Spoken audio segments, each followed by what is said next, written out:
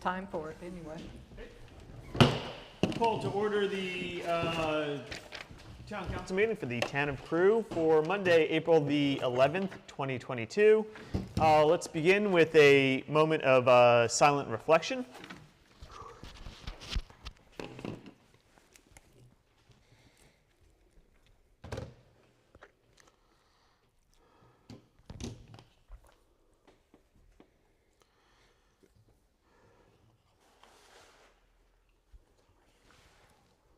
Thank you. If everyone would stand for the Pledge of Allegiance. I pledge allegiance to the flag of the United States of America and to the republic for which it stands, one nation, under God, indivisible, with liberty and justice for all. Thank you. Approval of minutes and agenda. Does any member of council have anything they want to add to the agenda?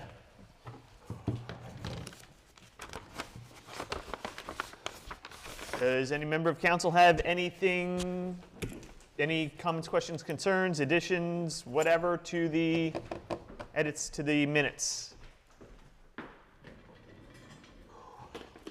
Okay. And Councilman, did you want to add anything to the agenda? Okay, perfect. Hearing nothing, I will entertain a motion to approve the minutes and agenda. So moved. Motion by Ann, second by Billy. Any discussion? Okay, all in favor? Aye. All opposed, the motion carries. Public comment.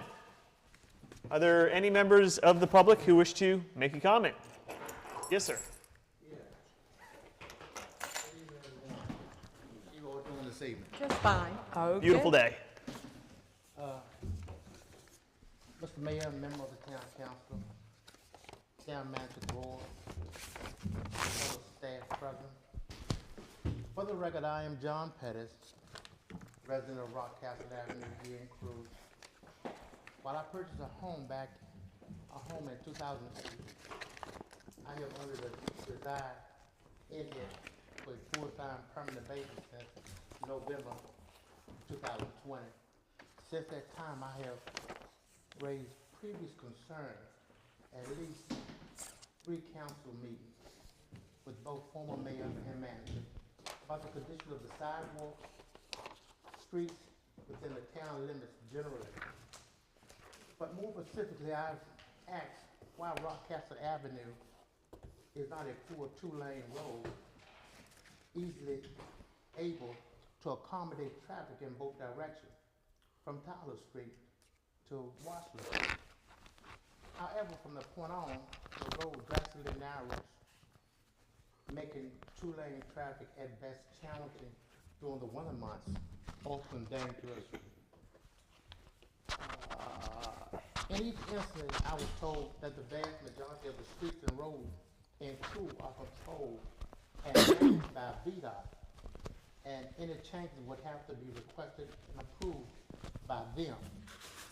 On March the 17th, 2020, I attended a Nottoway County Board of Supervisors meeting in which Ms. Diane Barnes, a VDOT representative, discussed current roadways improvement that are on the way.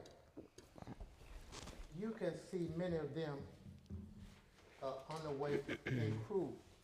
On Tyler Street, for an example. After that meeting, I had an opportunity to talk with Ms. Barnes and especially asked her about the possibility of improving Rockcastle Avenue. She agreed to look at the matter, and I am happy to say that approximately a week after our conversation, she informed me that Rockcastle Avenue was not in the county's inventory of roads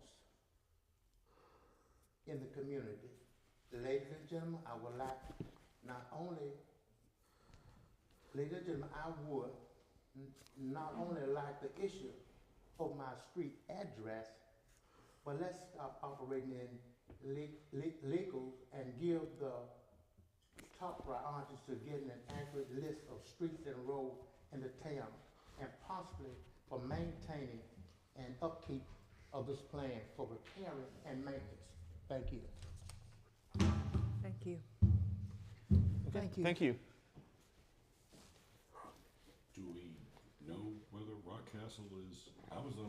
mentioned we only had like 3 streets in the town. I believe all streets are maintained by VDOT, Brian? That's a good question. There's a list. I don't know how accurate it is, to be quite on the honest. There are a street few down streets that the town owns. But how accurate it is, that's anybody's guess, really. But you are correct, most of the streets are state maintained. There are a few locally owned streets. I'm not sure. I'm sure the vast majority of that street is probably VDOT maintained. Now, where he's talking about where he lives and Robbie Knight and not those that may go down to a local road, I'm not sure, but that's something we would have to check on. Right. Well, and I know you meet regularly with VDOT. If We you just can actually put met that with on your him. list We for- just actually met with him today, and quarterly coordination meeting. So, yeah, if it's state maintained, they maintain it unless the town were to take over the streets at some point in the future. We're trying to. Could you try to clarify that for Yeah, the we will. purposes? Yeah. Thank you. Perfect. Thank you. I can actually address that because I've lived down in that neighborhood my entire life for 52 years. The only street down there that the town owns in that area is right next to my house, which is Watson Street. And Rockcastle and Gatewood are actually some of the widest streets that we have in the town of Crewe, as far as the width to where there can be 2 cars passing. I live on Park Avenue, which is 2 blocks over. Watson Street is right there beside me. It's still gravel and potholes. So, I mean, honest to God, Rockcastle is probably one of the widest streets we've got. Yeah, but not where he lives. Yeah, but it But not where narrows he right lives. before it gets to your house, yes. But and then that gravel there?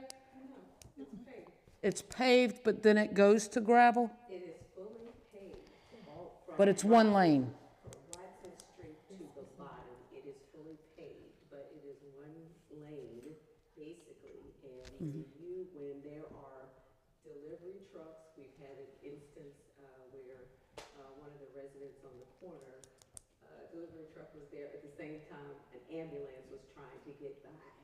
And it was challenging at best, but this has been an ongoing issue for a while. So we're just trying to get it addressed because at some point it will create a problem. It's challenging getting up and down that road when it's snowing. Gotcha. Or there's some other influence. All right. I can. Thank you. Everybody's pointing, the town is pointing fingers at VDOT says that they do not have control. And hopefully, if we can, eventually get maintenance of our own roads, then that would be the ideal situation. So we wouldn't have to point fingers at VDOT and say this is VDOT's.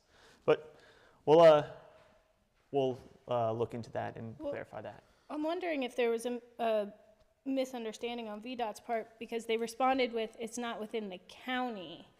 And maybe they were looking at the county's set of roads instead of specifically within the town of Crewe.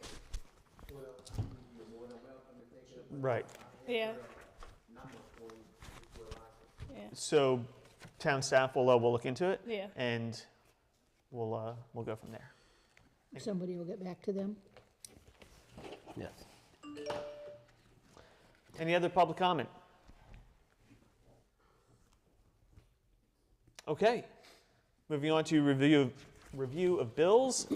Any member of council have any comments, questions, concerns about the bill sheet?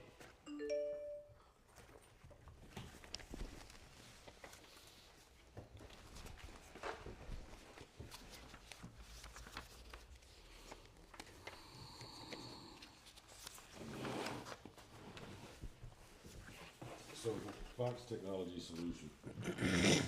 Technology Solutions, there's one for $6,974.02, and it says December, January, and February.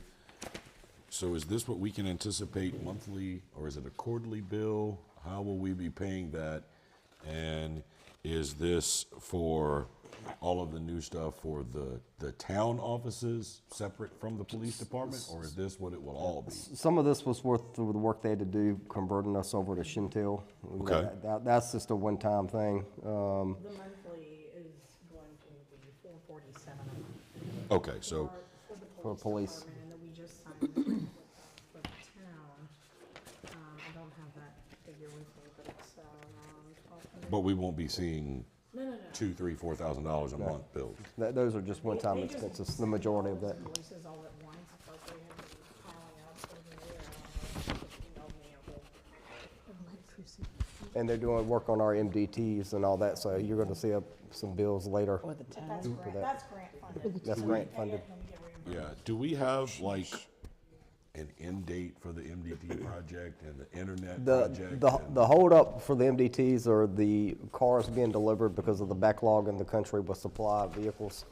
So they have to wait for the vehicles to be delivered to install the racks, is that what you call it? To put the MDTs on, so that should be, that's gonna be wrapped up by the end of the fiscal year. And then this internet project, how far are we from having a town domain and that wrapping up and no more invoices other than our service? Any idea? I can't guarantee that some won't trickle in, but that the majority of that should be done. Be good, okay. So Fox Tech is not a recurring fee? Yes, they are. It is. Okay. Yeah, It- but it- not to that extent Yeah. that he's speaking on. Those are more costs associated with, One time, programming, yeah. networking, and converting us over to Chantal. I have a So- question. Councilman Abel, and then back to Councilman Davis. Crew Homecoming Committee, annual contribution. I thought they weren't gonna have it. It's a good question. We're still budgeted to donate, so Brian gave me the green light. I'm not sure exactly how that works. That's a town-appointed committee back in the day, so it's still, y'all explain that to me, that y'all are better knowing how that works. It's a town, from what I understand, it's a town bank account that the town still owns. So technically, it's still within our control, correct? So, Is that a town bank account that the town still owns? That was, I guess, one of the, okay. Yeah, so just, So then the committee itself is a committee of the town? that a previous council appointed, so in effect, it's a committee of the town. That's good to know. Okay. As far as I'm concerned, y'all Well, tell I mean, me. I was looking at from the perspective of finances. If they had their own bank account and their own finances, then it would be independent. But if it's a it's segregated bank account, yes. right, but if it's town associated, then it is a function of the town, and That in itself doesn't we make need sense. to. We need, going forward with that committee and the chamber taking more of a role in this, we need to look at that whole relationship going forward. So it's, long story short, the town still controls the money as far as I'm concerned. Okay, that is interesting. Thank you, Councilman Abel. Thank you. Councilman Davis, did you have another question?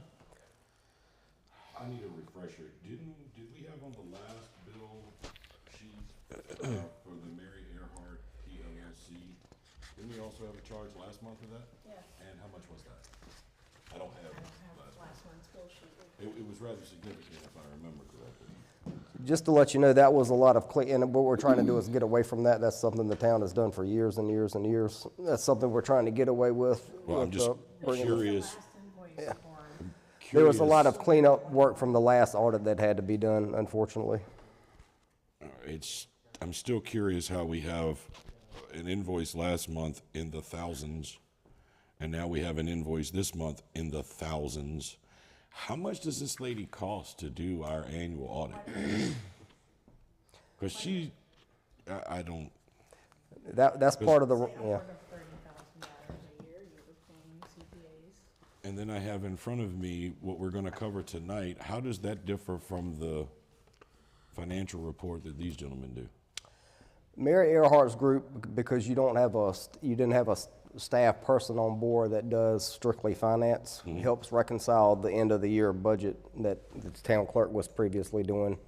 Gotcha. So part of the justification for this position was to hopefully get away from those accounting services to save the town money and have a staff person on board that can hopefully avoid that service in the future. If you wouldn't mind, would you take a look at what we spent with them last year? Yeah. And see if where we are compared to this year and what all that is, because I don't remember exactly, but I think it was a pretty significant number last year. Last month. It's typically how much, Tiff? Oh, I thought you were asking last year. Last year in total, we only spent at most 20,000 with them. And where do you think we are this year? We're well at 30. It was a lot more work they had to, from what I understand, I don't deal with her, but they had to do a lot more work for this year's audit than they did last year. But that's something that will go away with the position of the finance director. That's the so- intention, yes, Yes. to veer away from We that. should at least find out why they had to do all that extra work instead of just, Especially since the independent auditor, Robinson Farmer Cox, is who we pay to come in to do. They have to get, I'm not an accountant, but they have to, this, reminder, this is what the town has been doing for years and years and years before this, yeah. So they help reconcile the budget, the end of the year budget, to get it ready to hand over to the auditors when they do their audit. So do they give any explanation when she's sending I guess it's a she, these monthly bills, and it keeps adding up and adding up and adding up? Do we simply get told, well, there's a lot more work to do? Or is there an explanation of how this differed from the previous year? Everything is detailed. Everything that they do, every minute that they do something for the town is detailed. Would you guys take a look at that and see if we're not getting rubbed a little bit because we might not need them next time? Because it just seems odd to me. Nothing's different this year than last year, so why are we paying 30% more this year than we paid last year? Anyway. Yeah, we can send you all of the invoices. They were, long story short on that, they're doing more work than they've had to in the past. Okay. You're good? Okay. Any other questions about the bill sheet? Okay. Moving on to town manager's report. Yes, Honorable Mayor and Council, a few highlights. You do have your proposed budget. You've had your first budget work session last Thursday. We got another one this upcoming Thursday at 6. Be there, be square. See, IT managed services, like Councilmember Davis was talking about, we did bring Foxtech on board to do townwide IT managed services going forward, and we hope to commence the email migration project, going over to Microsoft 365 here shortly, and secure emails here in the next couple of months. So that should be exciting. That's a step in the right direction for technology. Town Hall and PD, we did execute an agreement with Mosley Architects. They're going to start some preliminary architectural services for us in terms of space needs and feasibility study with design options and cost estimates for PD and Town Hall renovations. Moving forward, that we talked about the other night at your budget work session. Comp plan update.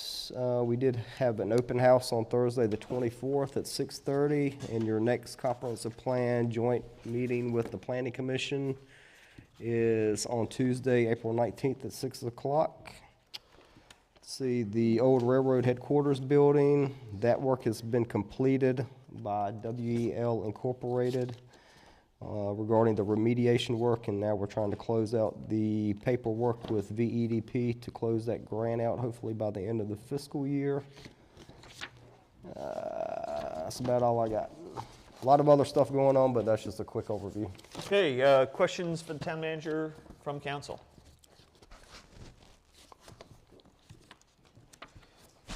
When will we take up,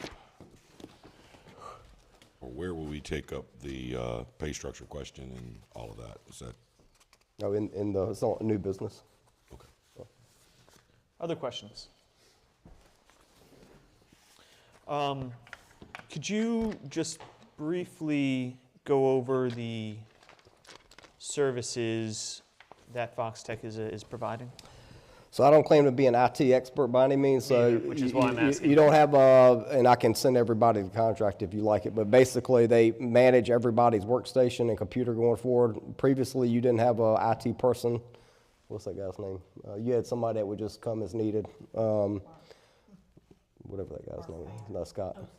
But long story short, you didn't really have an IT person. So the trend, especially for smaller localities, smaller businesses, smaller organizations, you can have an IT person on staff, which you're going to, especially, which is not cost effective, especially for a smaller organization. So you have what they call a managed IT service. And basically they're on call if you have any kind of computer issues, email issues, anything technology oriented, you put in a ticket. They will hopefully resolve your matter within X time frame. They will help on different projects. Basically, if you have any computer problems, it's on a per user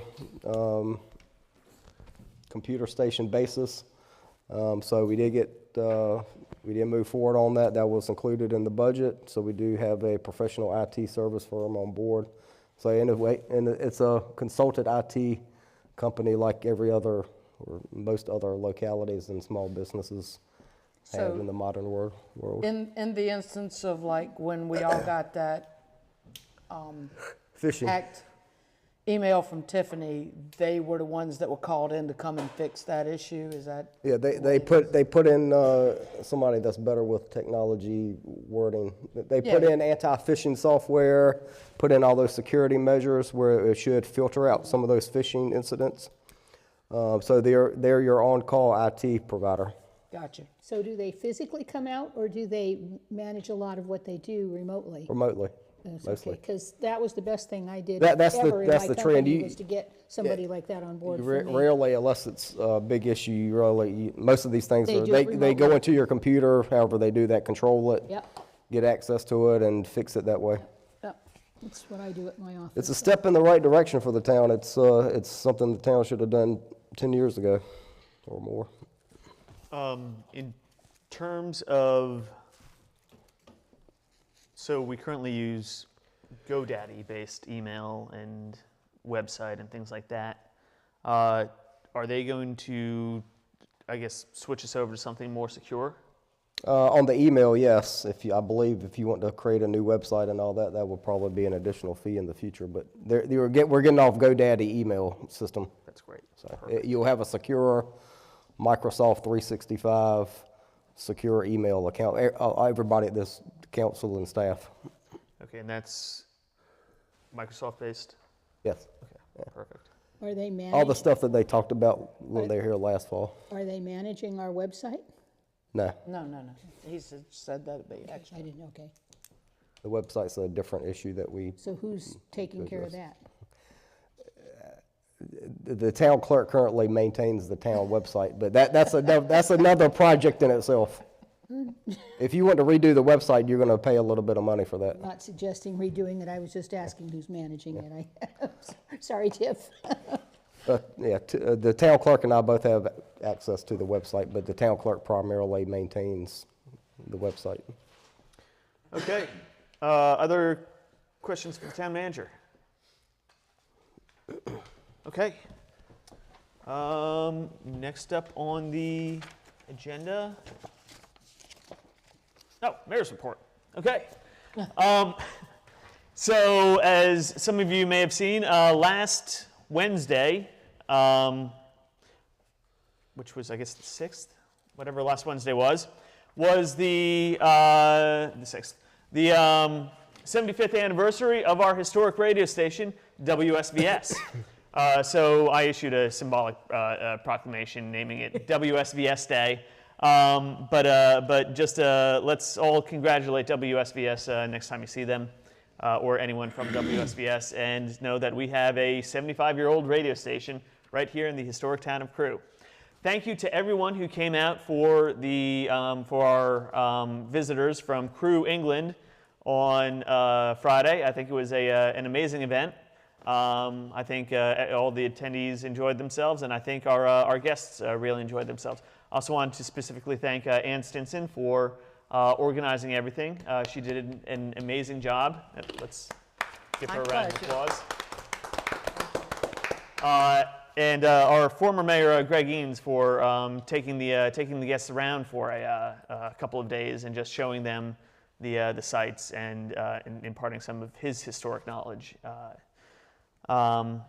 And other than that, just the other thing, on the 18th, I believe, so a week from today, is National Lineman Appreciation Day. So be sure to thank a lineman when you see them, especially since Southside Electric is right here in the headquartered in the historic town of Crewe. Be sure to thank the linemen for everything that they do when you see them. Any questions for the mayor? Glad you clarified that. I was thinking football. Yeah, I played offensive line in high school. Thank you, Brian. Thank you, Mark. I'm just glad Phil didn't bring up having a mayor ball like I the enjoy people in linebacker England were better on doing. defense. It's going to be a whole nother budget item. Wait till Thursday. No, I'm kidding. Okay, moving on to the town attorney's report. No report this time. No report? Okay, perfect. Any questions for the town attorney? Glorious. New business. 9A, fiscal year 21 audit. Presentation by Robinson Farmer Cox Associates, PLLC. Hello, I'm Paul Lee with Robinson Farmer Cox. It's my pleasure to present the audit to you. One thing I'll point out at the outset, for the last number of years, the town has received an unmodified opinion on the financial statements. No material weaknesses or significant deficiencies in their internal controls. The work that Mary does before we get here enables you to do that. Because otherwise, if we're doing those adjustments, reconciling things, we're not independent of your statements anymore. And so that's really the need. I'm glad that you've got an accountant here on staff now that will take that as well. That's what she does. I don't want to justify her cost or anything of the sort, but that's what she does. She's been serving for the last 10 years or more as your finance director on a contract basis. Those two things aside, and I expect to be able next year to be able to give the same two reports on unmodified opinions and no deficiencies in internal control. General fund balance at the end of the year was about 1.2 million. Excuse me. And I want to point out that that doesn't include the ARPA money. We got ARPA money in right at the end of the year last year from the Commonwealth. That's the rescue plan, the newest program. That money will not become revenue until it's actually spent. So right now it's sitting on the balance sheet as a liability. Right now, excuse me, with your current fund balance of about 1.2, that represents about 55%, I think, of your operating budget. Operating budget's about 2.1 million in the general fund, not the water sewer, but in the general fund every year. Sewer fund has a loss annually. You make that up to a certain extent with a transfer from the general fund. Combine the water fund and the sewer fund together and took out the depreciation.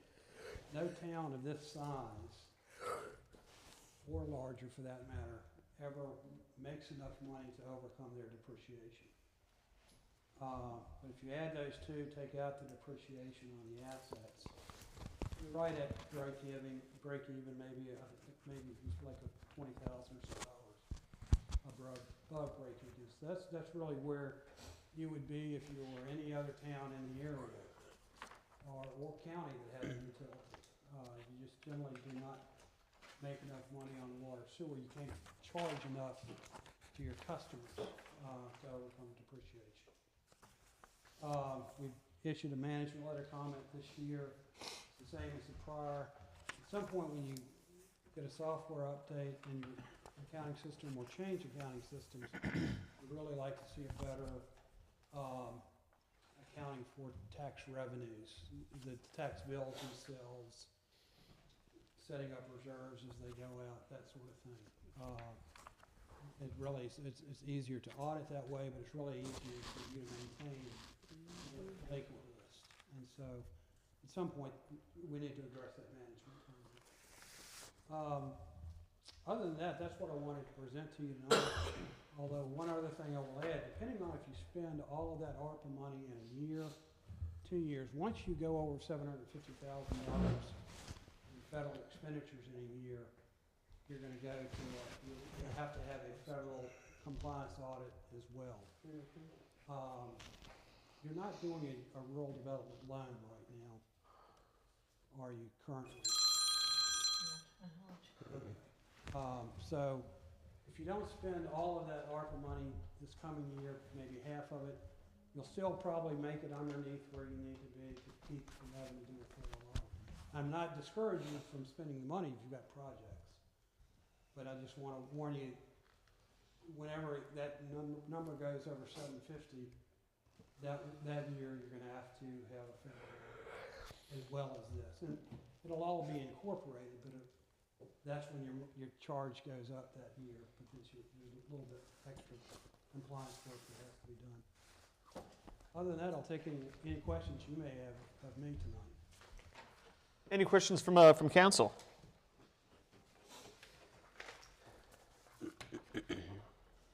Now you have to be a CPA to understand this 60 pages of stuff.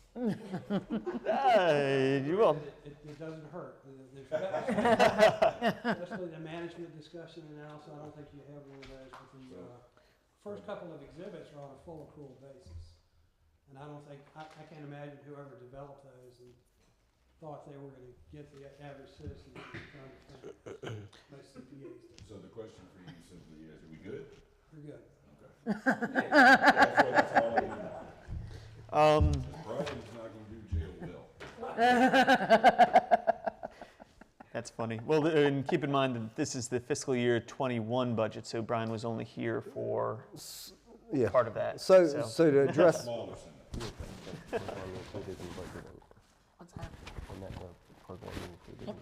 So just to address Paul's comment on the software module, that we did include that module in your proposed budget this year when we get to that section.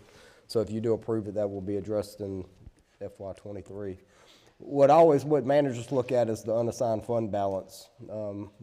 That's the easy way to look at the general fund budget. As you know, y'all been losing money every year because y'all been sucking money from general fund to pay the sewer fund. So you did see, we did lose a little money in your fund balance for general fund, but $311,000 of that was attributed to sewer fund loss. So again, that's imperative while we're trying to get these water and sewer rates in line to stop that bleed from general to sewer. Perfect. Thank you, Brian. And that was actually going to be my my question, was the change in net position with the general fund, but that's, I guess, page 8. Perfect. Okay. Any other questions? Thank you, sir. Thank you. Thank you. Thank you.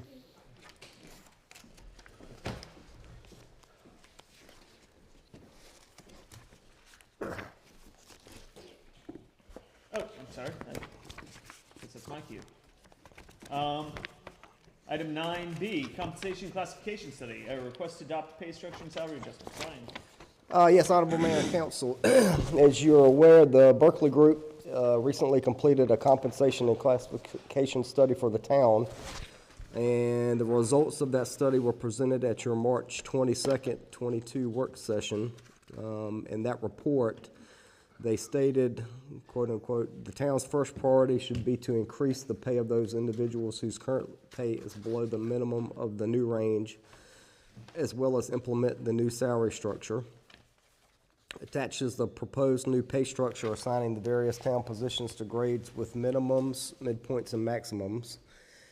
And as you're also aware, the town currently has no formal pay structure, which creates all kind of issues.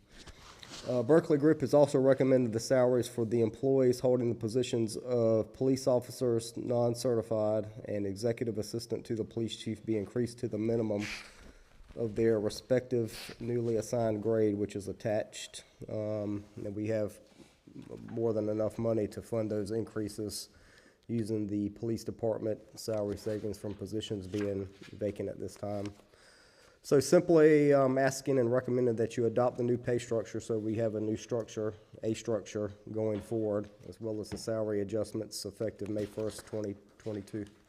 And you do have the attached pretty simple pay structure going forward with minimums, grades, the positions, each It's pretty self-explanatory there, and you also have some information on the positions that that we're recommending be increased to the minimum of the new range going forward.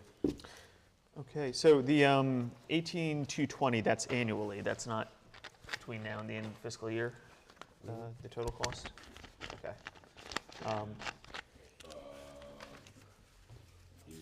It's unclear here. You've got the increase for the executive assistant to the police chief, who's only currently working part-time. So would that change be necessary at this time, or is it something you would implement if you filled that position permanently?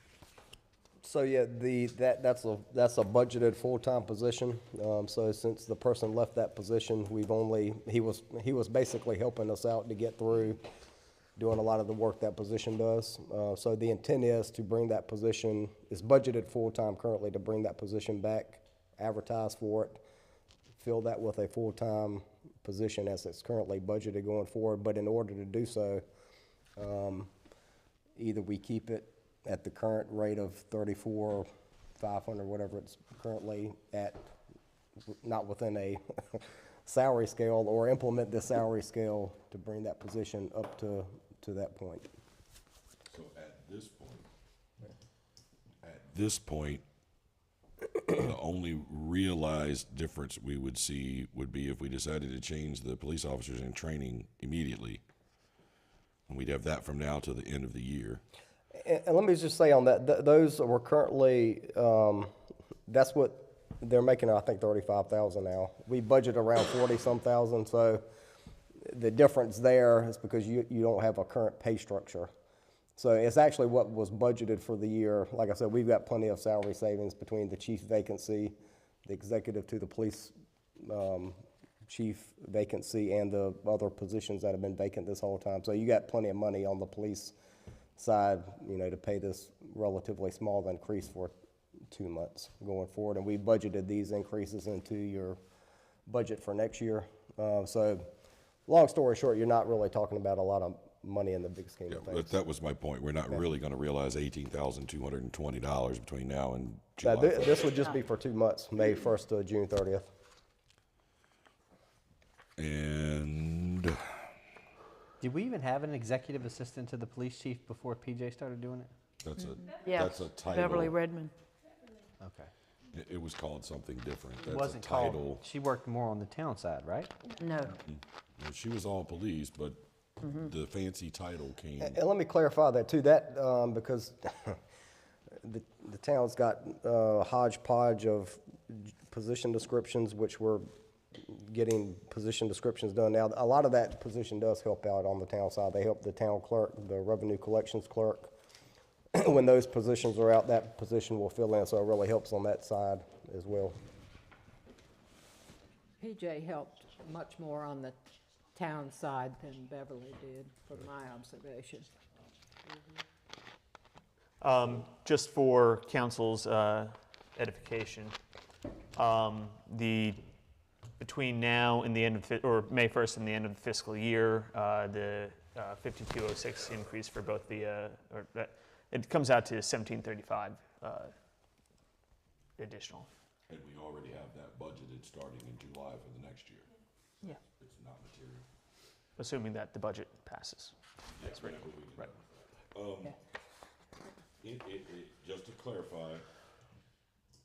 Just to clarify for the record, the only things that are changing as a result of this compensation study right now is what we have on this $1,700 and some dollars. Yeah, the only things that are changing are one, are that the town will have an official structure, which you currently don't have at this second, and two, those 3 positions. That's correct.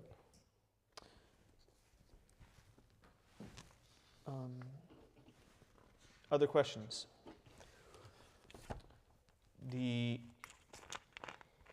And I don't know enough about the duties, but Assistant Director of Public Works is listed as executive band.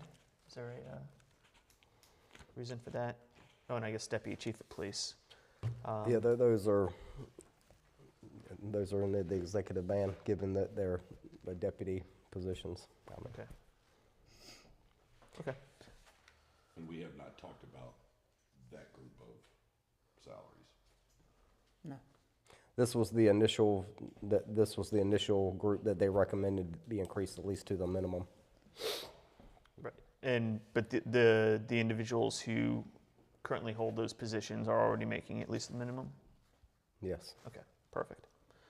Okay, other questions? What's the pleasure of council? I move to adopt the pay structure and salary adjustments as presented. Motion by Councilwoman Stinson, second by Councilman Foss. Any discussion?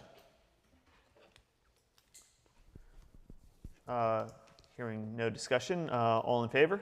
Aye. All opposed? Motion carries. Thank you. Okay, next up, 9C, 100-mile yard sale.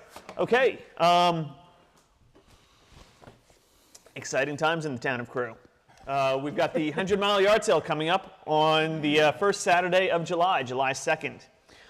Council, remember last year it was a little late getting things up and running for the yard sale. And I had suggested that we maybe open up this building and invite and maybe rent out small spaces and invite people to come in and sell their goods here, especially since it's air conditioned and whatnot, or something along those lines. And it was determined at the time that there wasn't enough time to think about that and do that. So wait until this year and think about it again. So here we are. What are our thoughts? First question, it's not already rented out, is it? Because those bookings happen pretty far ahead. Yes, it is booked for Saturday, July 2nd. Okay, that answers that question. Yeah. Okay. Is there somebody heading the 100-mile yard sale? Yes. There is. Yes. Okay. May I ask who that is? It's me. That's what it was Oh. last year. Okay. It was you last year, wasn't it? Yeah. And Mark Durr with Old Nottoway Antiques. Yeah. And we're looking at strategies for branching out and tapping into already built-in networks with some of the communities that participate. So, okay. Well, just keep in mind that we've got that event coming up, and that's always a good event. It brings a lot of people to town. Great for the economy. Item 9D. I'm sorry, any questions about that? Thank you for working on it. Yes, ma'am.